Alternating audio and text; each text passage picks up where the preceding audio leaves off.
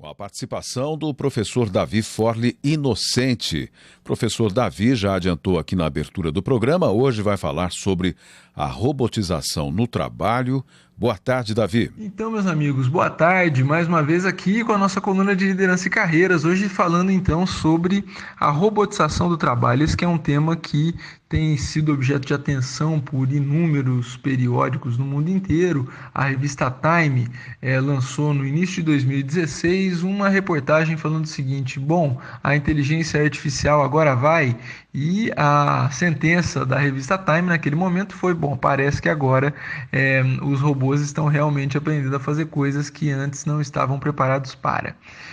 Tem muitas mudanças acontecendo nesse sentido, né? O nível de capacidade de programação que os robôs estão chegando é muito alto, e isso tem demonstrado uma capacidade muito maior, uma destreza muito maior que as empresas de programação, que a capacidade dessas máquinas operadoras estão desenvolvendo, né? Durante muito tempo foi uma limitação importante o fato de que o layout de automação completa de uma planta industrial era muito difícil, porque muitas atividades complexas eram necessárias para fazer uma planta funcionar. E aí, engenheiros dinamarqueses constataram o seguinte: olha, se é muito difícil fazer a planta inteira, por que a gente não faz robôs colaborativos?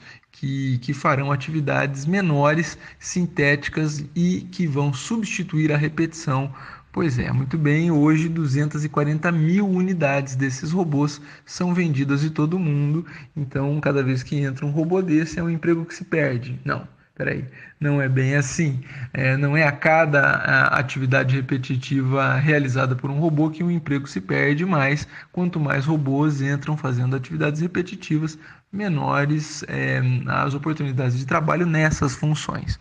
Muito bem, e aí a nossa questão é: o que é que vai ser impactado e como é que isso está se dando no mercado de trabalho nesse momento, né? As atividades que são impactadas, principalmente, são aquelas rotineiras, aquelas atividades que os profissionais, que existe dos profissionais um nível muito baixo de intelectualidade na realização da função. Por exemplo, atividade de teleatendimento que apenas orienta o cliente em funções muito simples. Isso vai ser substituído por funções de programação que rapidamente estarão disponíveis em quase todos os tipos de empresa. Atividades de repetição em geral, né?